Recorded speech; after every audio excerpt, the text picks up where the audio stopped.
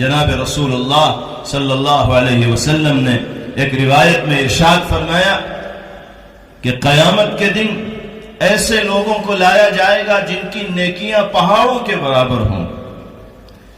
لیکن جب اللہ کی بارگاہ میں ان کو پیش کیا جائے گا تو ان کی نیکیوں کو ذرات کی طرح بکھیر دیا جائے،